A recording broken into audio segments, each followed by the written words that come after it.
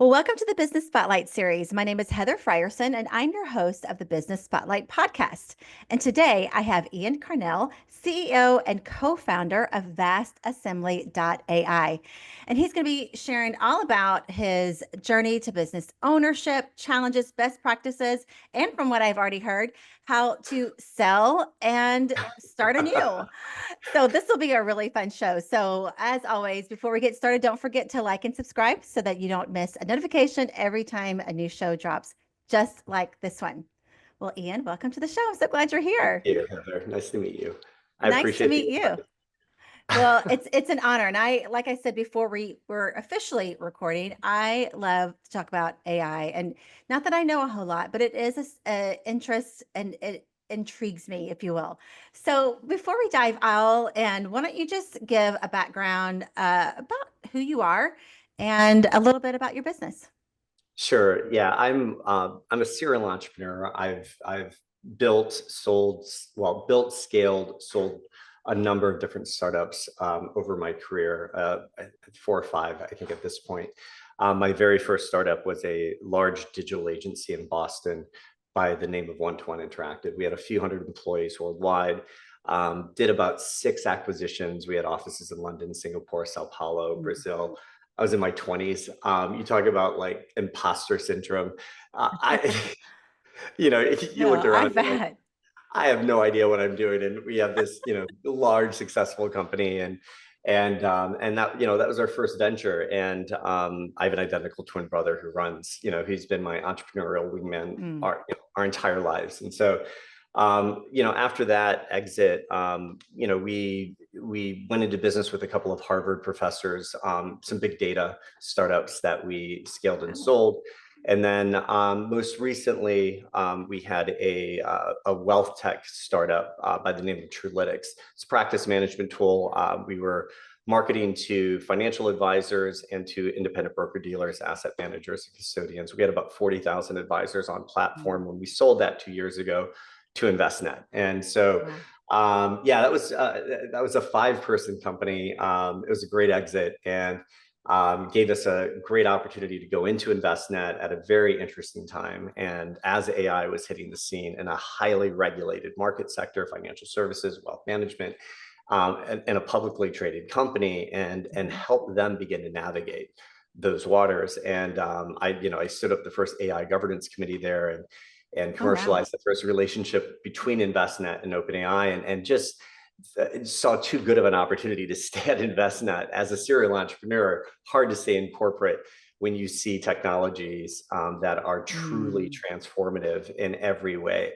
Mm. We're lucky to see one in our lifetime. We've gotten to see a couple. We've Yeah. been very blessed as a generation of Yeah. entrepreneurs. Yeah, I yeah, it makes me think I'm not going to know the exact stat, but it's our generation that has seen the most change out of any without question. generation. Without question. Yeah, isn't that wild to think about it like that? We think this is normal right now, but it's really not. No, and it's interesting to think ahead. Like, where does AI Mm. take this? Is this the last one we see that's human driven, right? I mean, I think AI Mm. is going to play such a critical path role in so many advancements moving forward. It's going to be exciting to see. We're going to see innovation accelerate at a pace we've Mhm. never thought possible, and Yeah. we'll see AIs start up their own, launch their own companies soon enough, and take them Do to you really market. think so? How? I do. Okay. So, I do think that. I mean, look, we have AI running hedge funds today. We have a generation of agentic AI ahead of us. mm, Agentic meaning AI that has agency, AI that has the capacity to, collaborate with other agentic AI, understand and infer mm, issues or problems and work through those problems, and come out the other side with solutions. And those solutions could be software that they write real time, that connects into wow.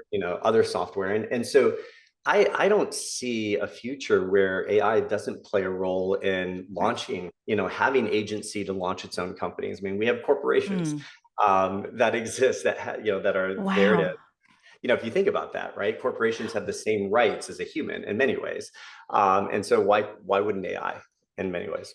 So That is fascinating because and this, of course, this podcast isn't about AI, but of course, this is a mhm. company. So I need to Yeah, know. yeah. And I'm fascinated about it. I've always heard AI, of course you need it. It's leading, but there'll always have to be a human behind it. Is that you're not in agreement, looks I'm like. not. I don't think so. I mean, look. So we're at an early stage of AI. This is the worst it will ever be. And so, if you, we're seeing with like the newest models that are being released, like Gemini 2.5 is a multimodal model, and it's mind blowing in many ways, right? Mm, So you can use the Google Studio AI and mhm. and have it watch what you're doing. You can speak to it; it will speak back to you. It can perform tasks real time to Yeah. assist you in programming, application development, and authoring or creating, painting, whatever. Mm, And so, as I think every generation of large language model that gets released is going to become not just, I mean, it's not just like, iteratively better and in small amounts. I mean, we're talking about yeah. step function enhancements to its Hmm. capability, and capacity. And so, yeah, I think the future in many ways is going to be AI powered. I don't Wow. see where it doesn't touch every industry. So does that And mean that we get to all go on vacation? I think it means that there's going to be, I think the service industries, Mm, when I think of like attorneys and I think of advisors and I think of, I'm thinking white collar service industries are probably mm, going to be disproportionately impacted by mm, this technology wave, where we've seen other technology waves impact, mhm, blue collar industries disproportionately. I think this one's going to be a mm. little bit different. I think chefs are going to be okay for the time being. Plumbers might be okay for the time being, but I think AI plays. I mean, they're perfect use cases for AI. When you look at the legal market sector, even financial advisory, we've had robo traders, that's been around Mm, for many years. But I think the next generation of AI powered trading is going to be very different than what we've seen in the past mm, 5 to 10 years with robo trading.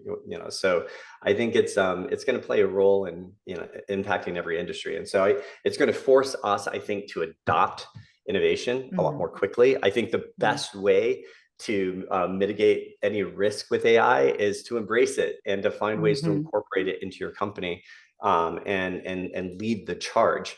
Otherwise, you'll have to like find Mm. some new skill training, I suspect. Yeah, for So, sure. I totally agree with that. Okay, yeah. we haven't even got into Vast Assembly, what you do. So tell us a little bit about Vast Assembly. Yeah, so Vast Assembly, I launched about a year ago. So I left the company that I acquired, our last company, and VastAssemble.ai is really kind of a holding company. And our very first product was VastAdvisor.ai. Mm, And I launched that because I was really compelled to go solve for what I think is a real systemic, problem within financial advisory, and it's with respect to how wealth management companies have like looked at organic growth. And there's a mhm, number of factors that kind of contribute here. I think the first generation of financial advisors, the baby boomers who invented that industry, learned very quickly it's not a lot of hard work to build $100 million book and live a really good life. Like, mm, I mean, you're on the golf course a lot, you're hanging out with your clients a lot. The market's always, kind of been going up and to the right for many decades. And mhm, now we have like model portfolios that like, auto rebalancing. And so I think advisors, that first generation advisors, I think had really looked at their practice as a lifestyle business or looked at that firm as a mm, lifestyle business. I think the second generation of advisors are very different. I think they think differently about their practice. I think they professionalize it out of the gates. They don't think of it as a lifestyle business. they're very comfortable with data and technology. They're looking at, how do I systematically and programmatically scale my business, not only through strategic acquisitions, but through organic growth.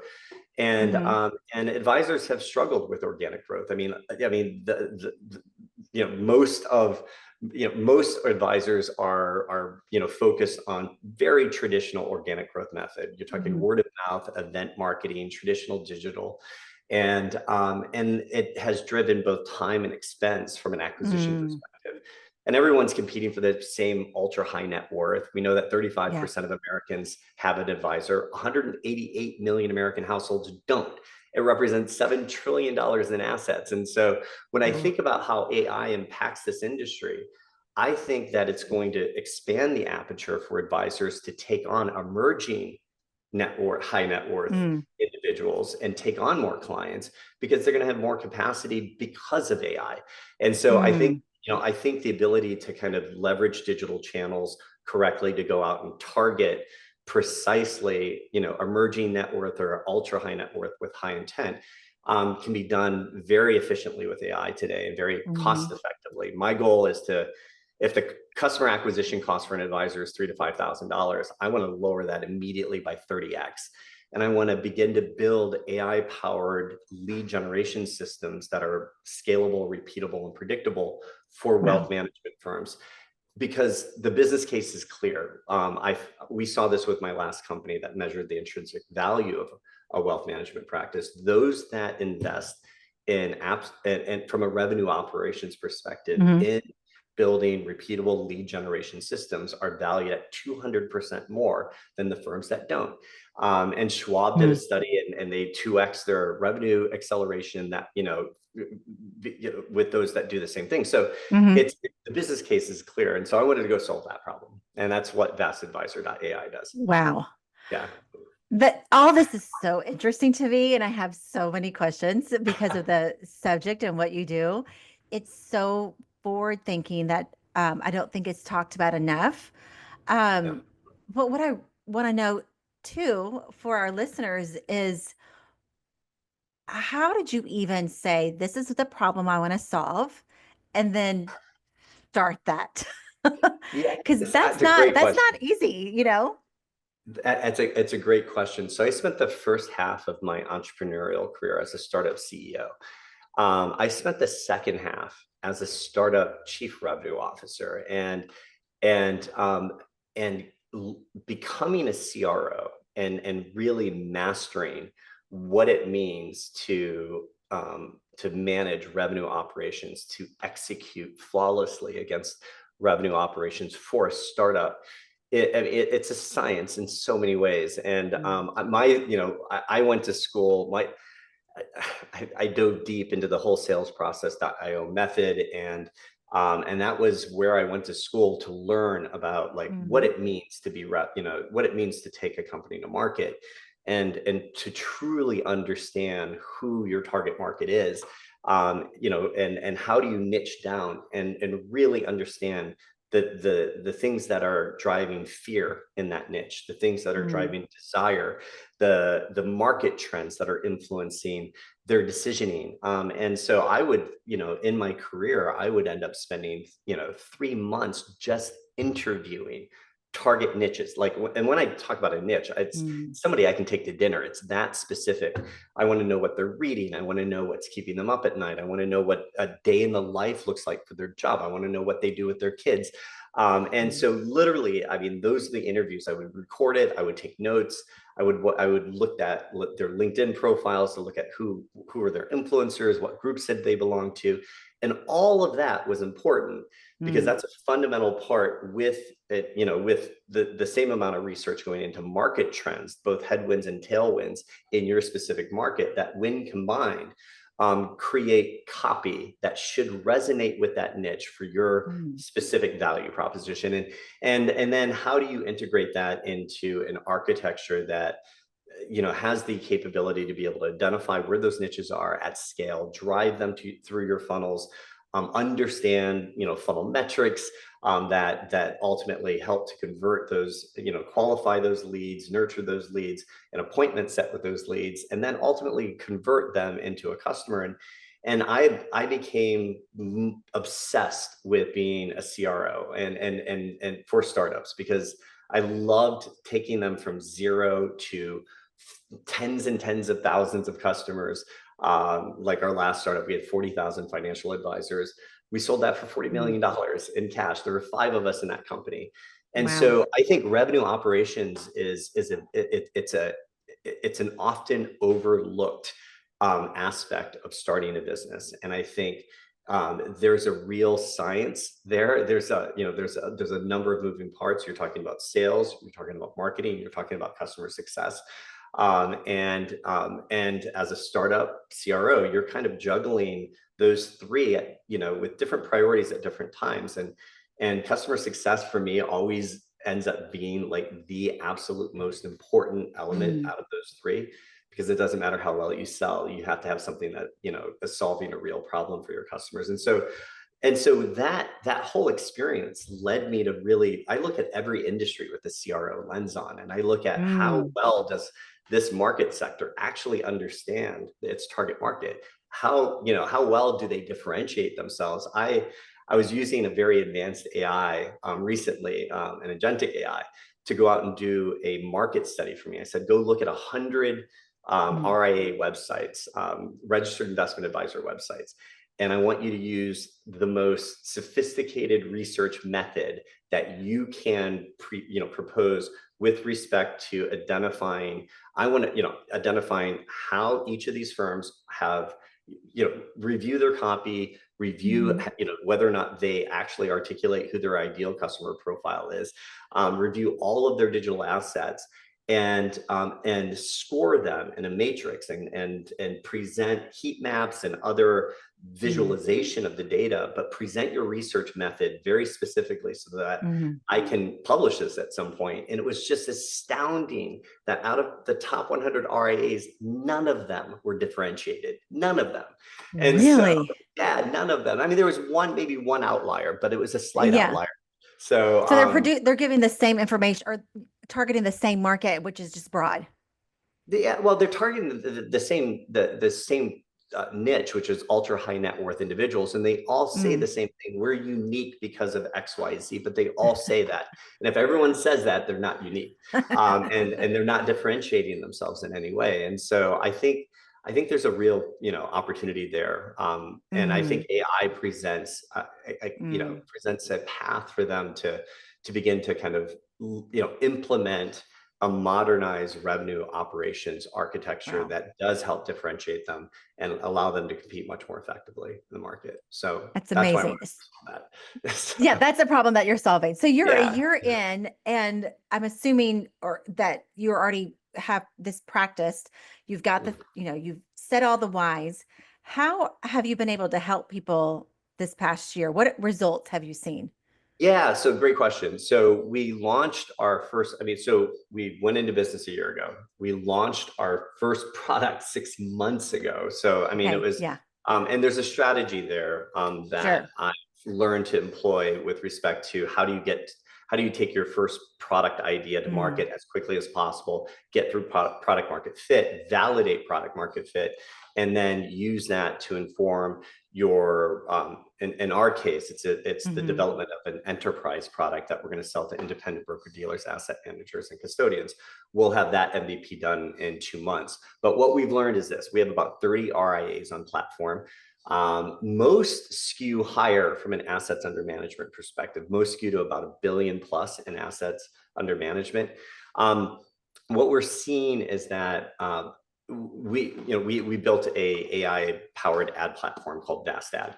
And so our platform has the capability. We put the URL in of an advisor of a firm, and it pulls together an overview of that firm, who they're identifying as their target audience, what their product configuration looks like, and then it automatically starts to niche their audience down. How do we get to a more specific, more narrow niche?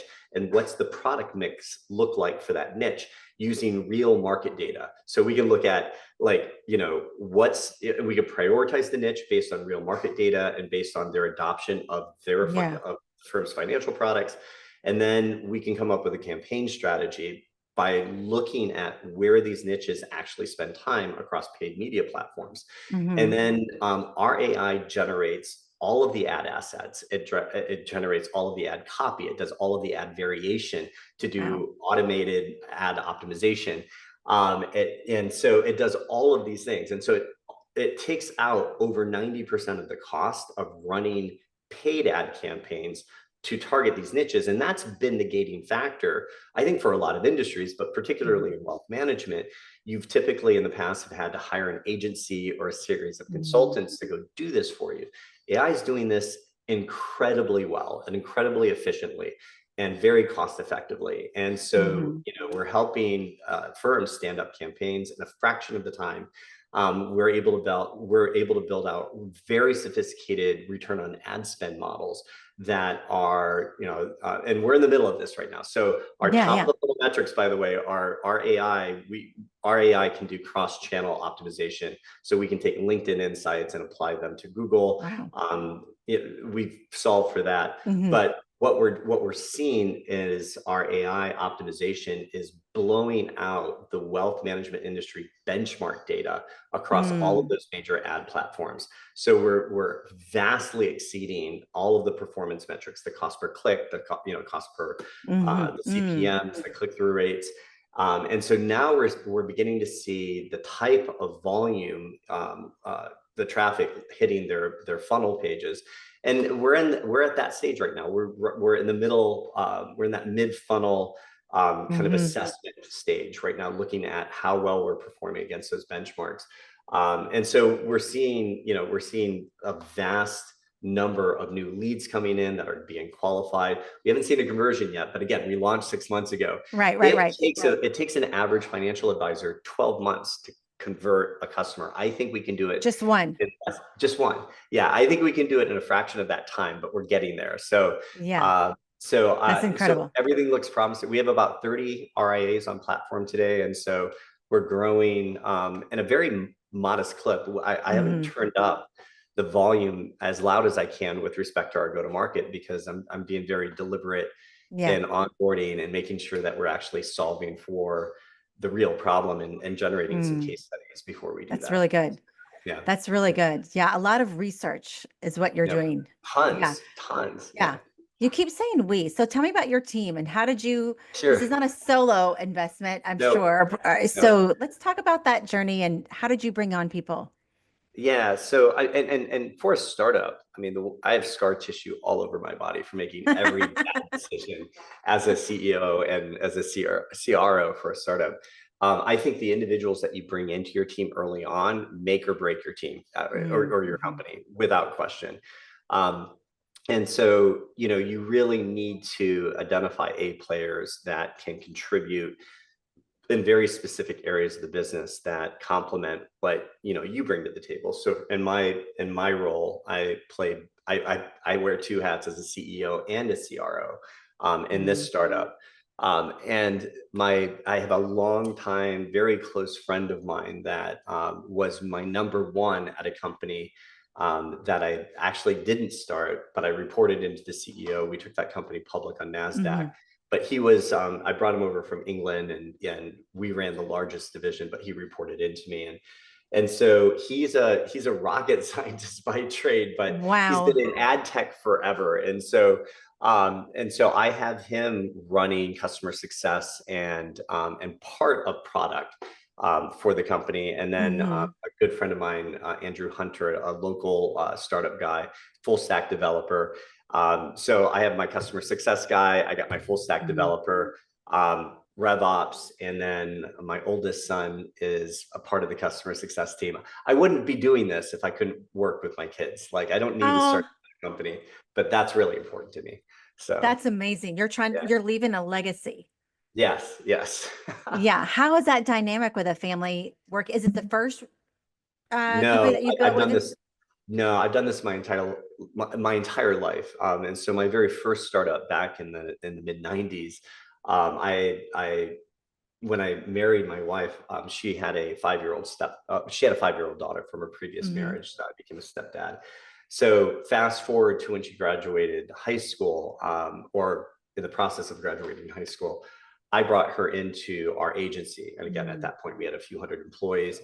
And she had great exposure to Fortune Yeah. 500 Yeah. accounts and one of the biggest Wow. digital agencies in the United States. And so she's now, a senior executive at a digital agency in Boston, which is great. But I've done that, Yeah. my entire life with my kids. I'm hard on them. And I tell them that. I'm Mm. like, I'm going to be harder on you than anybody else in this company. Mhm. It's not a pass. It's a privilege to come. Yeah. And if you're going to, if you're going to sign up for it, I will, I want to teach you everything I know, but it's not going to Hmm. be easy. None of it is. And Yeah. it shouldn't be easy. It should be a Mhm. challenge. So I love that though that you said it's not a pass, it's a privilege. And yeah, yeah, you have the extreme, and this is kind of off topic of I had to work for it, so should you. yep. And which, whatever. And then you have this like, I don't want you to per se work like I did. So I want to give you the opportunity, but you're gonna have to work for it and you're gonna have to prove. Yeah, I think, I mean, that touches on a great point, right? So Hmm. my brother and I grew up in a very lower middle class family Hmm. that then, kind of rose slowly through, we became middle class. And Hmm. then my brother and I were the first to go to college and begin to live the American dream in so many Mm. ways. And so we've had all of these exits, we had all of the success. And so my kids have never wanted for the same things that my brother and I have wanted for. And so that's always a challenge. You're like, well, they will Yeah. never be motivated like my brother and I were motivated to go do this and to, Get that. Yeah. risk everything and to stay up all night and to like work our asses off, Hmm. excuse me. Hmm. But Yeah. like, but that's part of where I make that up with them being involved in the company, because Hmm. yes, that will never be something that they Hmm. experience, but what they will experience is unique because most kids won't have that opportunity to come into a startup, work closely with their parents, but have their parent challenge Hmm. them in so many important ways. And that's where they find that character. That's where they find that Yeah. drive, that passion. It's just different, right? It's not Yeah. going to be in the and not having. It's going to be in the opportunity that it presented Hmm. by their parents working hard. So That's really good. That's great parenting advice. I'm just going to take that for myself. It's really good. Really good. Okay, so you have these big dreams, big vision, I should say, because you have a really big vision. AI is moving quickly. What are some of the roadblocks that you see to accomplish what you want to accomplish? yeah, I mean, so the base of innovation is I mean, everything is moving so quickly, right? And so Hmm. in many ways that can also help, because when you have to kind of pick your market sector. The market sector Hmm. I'm operating within is relatively slow in adopting new technology. It's a laggard. Wealth management just is. Mm. So that's in many ways a benefit, because you know, because you don't run the risk of being outflanked by a bigger company with more resources that's, Yeah. or a Salesforce or a Google figuring it out and then doing it. And so I mean, those players will have their own, I mean, they already have their own very sophisticated AI powered Hmm. solutions. I think part of being in a successful startup, again, this goes back to my RevOps day, you want to be as hyper niched as possible. So it doesn't Hmm. so you can compete as effectively as possible against both uh, the large players like the Salesforces of the world, Hmm. and kind of the more generalist players out there. I think for our purposes, it's going to be navigating a highly regulated, kind of environment that is wealth Hmm. management. And so we're seeking to, kind of navigate those waters through leveraging AI and, some very sophisticated ways to ensure that our clients are always compliant with SEC and FINRA rules or Hmm. guidelines, in any of the content that gets generated, but it has to be That's archived. You true. need to be able to track it. And I think the biggest outliers are, the SEC and FINRA coming back with some crazy, requirement that you weren't planning for, and that Yeah. could completely change or motivate you to pivot the company immediately. Hmm. So I think that's, being in a highly regulated environment, Hmm. that's always a risk, is what happens when the SEC and FINRA come down with a, with a curveball that you weren't Yeah. anticipating. Yeah. That's really, yeah, that's because, of course, that's out of your control. So you're already looking at that. What would you do if there was a regulation that came down that said that doesn't fit with where we were going? Yeah, I mean, it depends on what it is, right? I Yeah. mean, so It's hard to so say. yeah, it's hard to say, and you can't really ever manage for that. But where I'm at, one of the ways to mitigate that is how you architect your exit structure. When you go into a Mm, startup, you need to be thinking about what's your exit always. And the mistakes I made in my early startups were, I mean, again, I was in my 20s, and we were, managing hundreds of millions in media, one of the biggest digital agencies in the United States, and like I said, imposter syndrome all day long in that company. And I thought we were invincible. mm, I thought, we're over 10 years old as a company. What could stop us at this point? Everything. Like, it doesn't take a lot for things, from a market perspective or otherwise, to really have a pretty significant impact on your yeah. firm. The longer you're in business, you're either, playing the game to continue to play the game as long as possible, or you Hmm. should be looking at what is an efficient exit strategy for you based on what you want to get out of the Hmm. company. For me, That's I good. operate in, kind of 3-4 year windows. Mm, I build startups. They're SaaS-based startups, no more than 5 or 6 people in those companies, with, a target exit of 40 or $50 million, and then rinse and repeat. That's it. So hmm. you quickly, especially in, marketplaces that are as transformative as AI, and developing as quickly as it is. And so one of the ways you mitigate risk is, you get in, you validate product market fit, you drive adoption, and you sell as quickly as possible. So, No, that's so smart because I've heard a lot of stories from doing this podcast that yeah, sometimes they didn't get out quick enough, whether that's stories from the yeah, past that they've shared about. But yeah, I think that's really good advice for our audience that to hear that are in this startup arena, that 3 or 4 year window. yeah. And can you say that last sentence again where you get in, scale it, get out? Yeah, Is yeah. that I mean, in a 3 to 4 year exit window, you have to be very deliberate, and Mhm. your product, your product roadmap, your product market fit phase, how you go about doing that and Mhm. validating that as quickly as possible. Again, this is where revenue ops comes in very, very handy in a startup, and understanding who you're selling to in a very sophisticated way, and being able to stand up a go-to-market very Mhm. quickly that, can not only validate product market fit, but will start to generate real subscription revenue for the Mhm. business. I mean, we'll do a million in ARR in our first year. I've never done that in any of Mhm. my startups ever. And so, like, that's, Congratulations.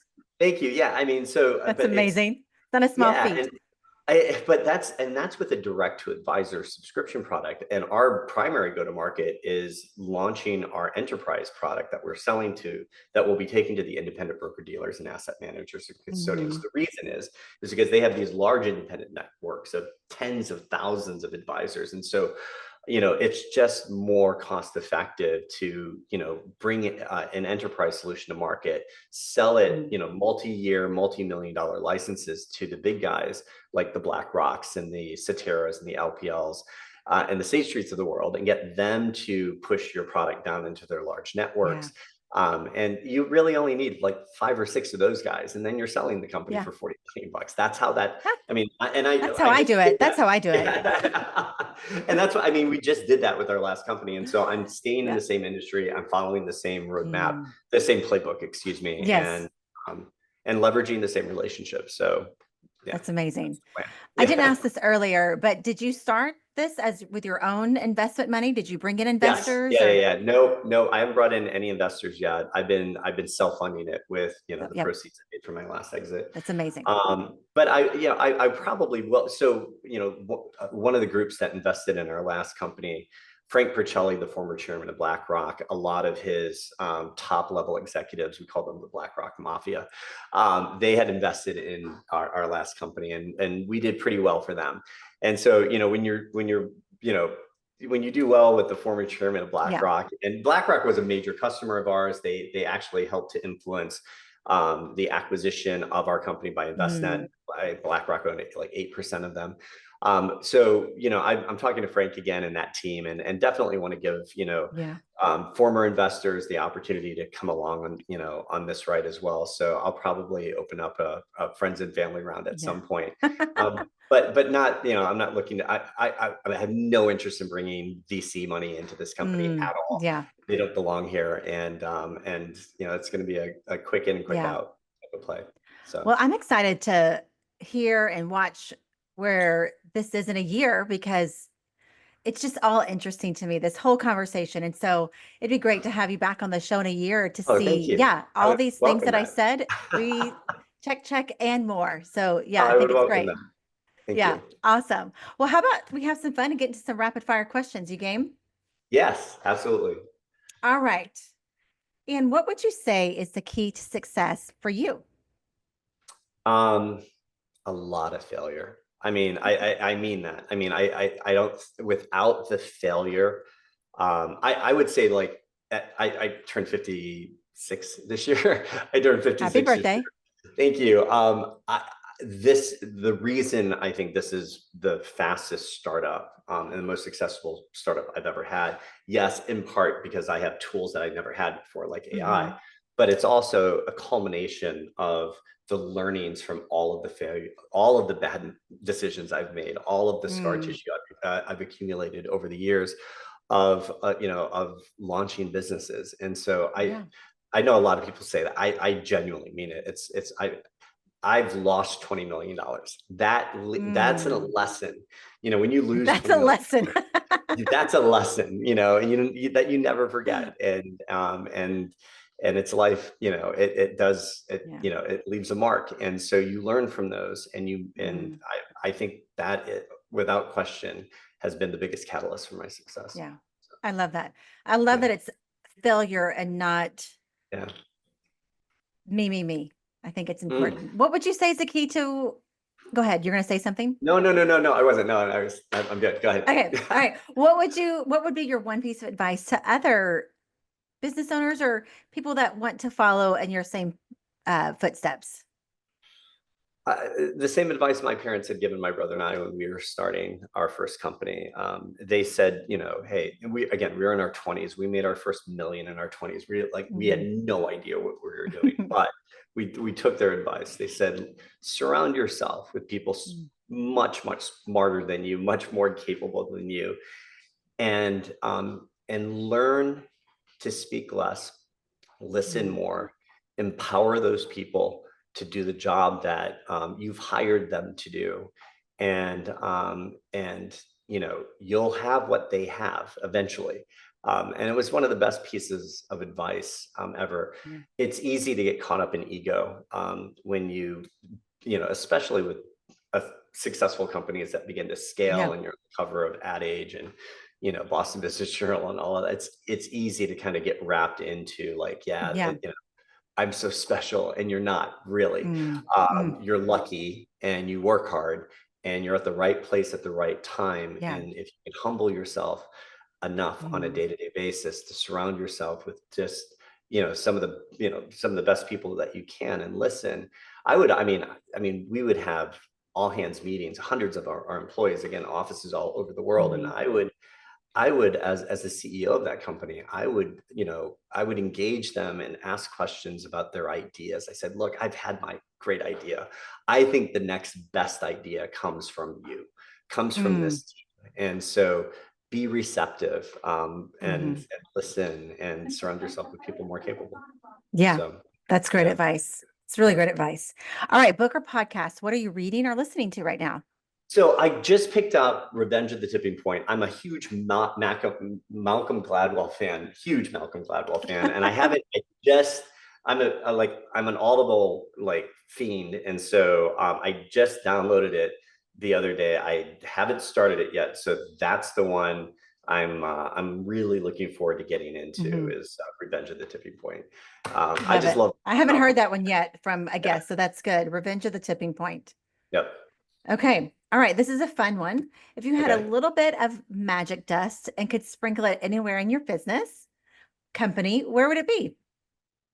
Oh, wow. Um, I would, I, I would want to have our MVP for our enterprise product done yesterday. That's where I would want to sprinkle it. And it's simply because I have those relationships that I have are calling me today. They're like, let's go. And so I Mm, have demand today for a product that we're in the process of yeah. building. We waited 6 months because because of all of the things I've learned in my startups, I decided to go to market with a very specific solution very quickly to validate product market fit Yeah. and inform that roadmap. I'm glad I did that. But now I have a lot of pent up demand at the enterprise level, and Yeah. I can't build this thing fast enough. So that's where Yeah. I was like, so, That's a good problem to have, I would say. yeah, yeah. That's a really good problem. Yeah. It Well, is. before we get to the final question of the day, share with everybody how they can follow you, connect with you, and all the things.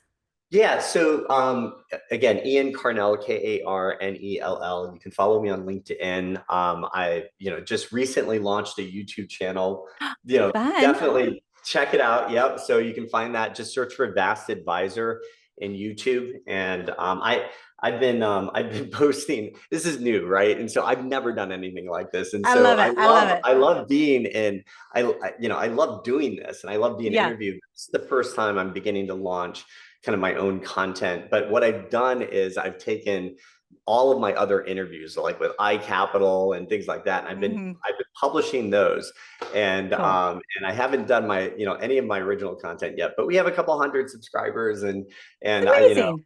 yeah, my goal is to get to like 300 by the end of the quarter. But Do definitely you want follow. do you want the YouTube plaque? Yes, I want the YouTube flag. 100%. It'll be in the Check us out. background of all your interviews. Exactly, exactly. Check us out at VastAdvisor.ai. Definitely check that, our company out. And but those would be the primary ways Yeah. to reach me: LinkedIn, YouTube, And YouTube. Great. website. Yeah, I'm going to go subscribe right after this because I want to follow this conversation for perfect. sure. All right. My favorite question of the day, and we always end it this way. What is most inspiring to you today? Uh, well, today I find a lot of I self-actualize through traveling more than anything today, Mm, and so I'm inspired by the experiences I have with different cultures from around the world. I'm blessed to be able to take. I'm going on an amazing trip in about 3.5 weeks with my girlfriend. We're doing London, Paris, Monaco, nice. Athens, Mykonos, Zakynthos, and then we're island hopping on a friend's boat for a couple of days. Nice. Yeah, and it's just going to be one of those incredible experiences.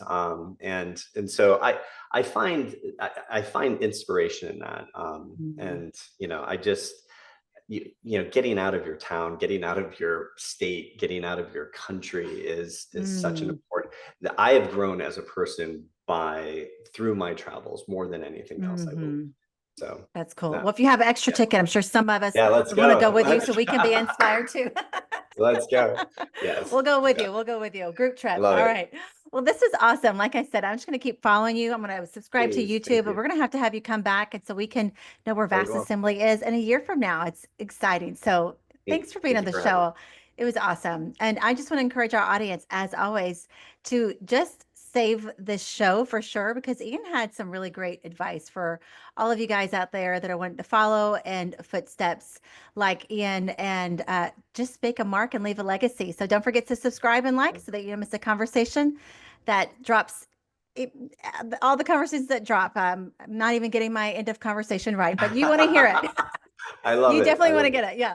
Anyway, well, thanks to everyone for joining us today, especially you, Ian. It was really awesome. Thank you so much. Likewise. Thank you. I appreciate it. You're welcome. Well, we'll see y'all next time. Bye bye.